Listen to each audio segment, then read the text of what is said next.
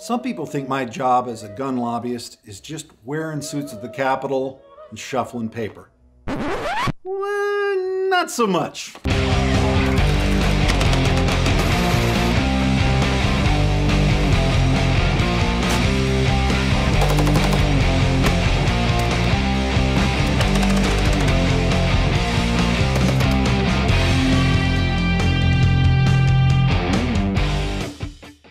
If you enjoy this content and appreciate what we do at the National Association for Gun Rights, subscribe, share the content, you can hit that notification bell. Well, here at the range today, because I wanted to test two new pistols. I've been shooting a striker-fired handgun for many years now. I was kind of converted to the striker-fired guns, not by Glock, but by the Smith&Wesson M&P. I had this friend who worked for Smith&Wesson, and in about 2008, he brought by an M&P by my office. I picked it up, and he said, try it, and I was like skeptical of the striker-fired guns. Plus, I have small hands. No, that doesn't mean anything. Small hands doesn't infer anything else. Sorry, it's bad impersonation. But he brought it by, and I put it in my hands, and I was like, this fit right. For a double stack, even 9mm, it was much slimmer than the previous Glocks that seem like you're holding a brick to me. In addition, they have a good grip angle. So, of course, I tried shooting it and loved it right away. Now, that led me to buy a series of M&Ps, and one of them is this gun, which is older. Granted, it's an M&P VTAC, meaning it's a little bit upgraded. And in fact, at that point, I found a gunsmith who would do trigger work because, frankly, even the quotes nicer M&P triggers suck.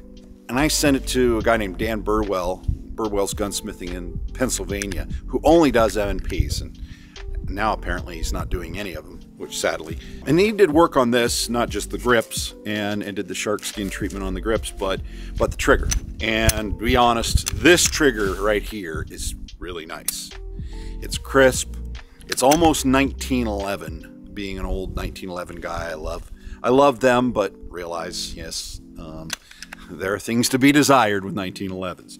But this really is the gun that converted me to striker-fired guns. I've since bought many Glocks. I carry Glocks and like shooting them.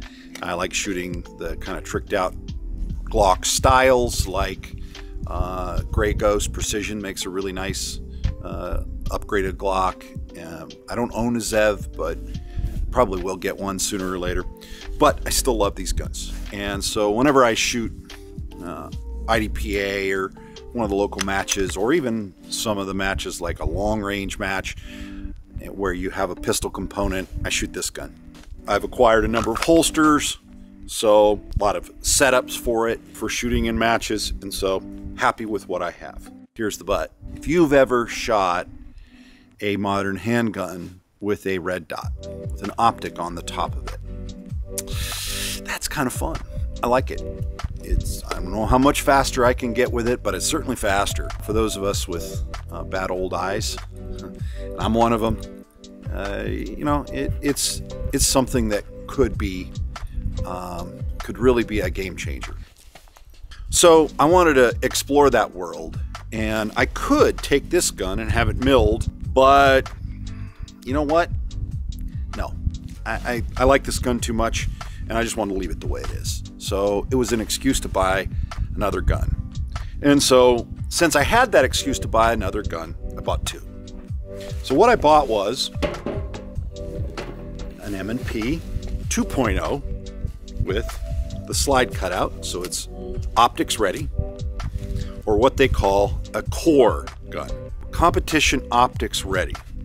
All right, so this plate can be removed. This one also has a slide and barrel that's ported. Now you see the slide itself is ported as well, of course, to make the gases, some of the gases come up and in a V pattern there. And so I thought, heck, why not? But then I came upon the option of this barrel being 4 1/4 inches, same as my previous M&P there, and they also make a 5-inch barrel. So you got a 4 1/4 and a 5-inch barreled gun.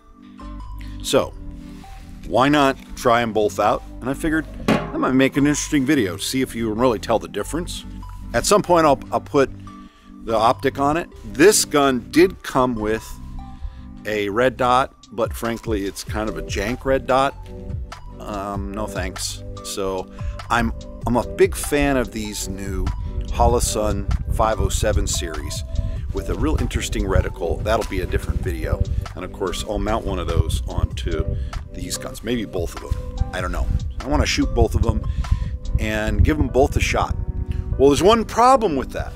My early M&P fits really nicely in this holster, okay? So does the new Core 4 1/4 inch, same barrel length pistol, fits in the holster. I'm not sure if it's exactly the same, but pretty darn close. 5-inch barrel, no fitty. So, I don't know, have to maybe get a different holster for it. That's one of the reasons I have these G-code attachment devices onto my belt, and so the holster, you can swap the holsters out for different guns, Glocks, 1911s, whatever you're shooting that day. But I'll have to have another holster. Or maybe I have to just cut this one up right here so that it can slide all the way through. I don't know, I have to ask the guys at Long Shadow if that's okay, because they're the ones who make this holster for me. That all being said, I think it'd be a good comparison to see the difference on how they shoot between this handgun and this handgun and this handgun. A big pile of guns. I like that. Let's give it a shot. Here's the original M&P, my VTAC, and know exactly how this one shoots.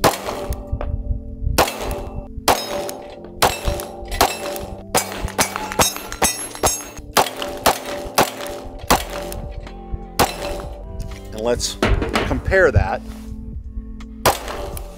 to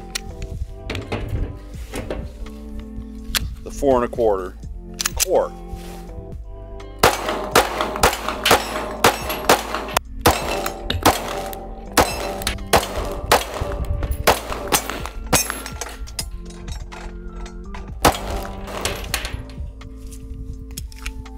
And then compared to the 5-inch Core.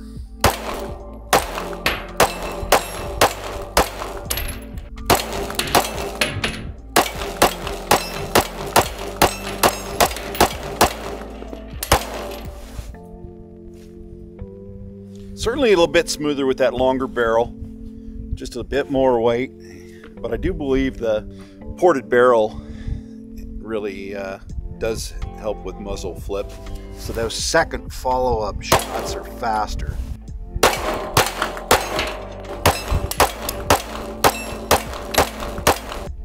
Smooth. We'll see long term, and of course the next step will be to put the optics on it and see what they do, but so far I like it. Well, I'm not sure I can determine much, except that they feel nice, and they seem to shoot faster in the follow-up shots. It keeps the muzzle down a little bit.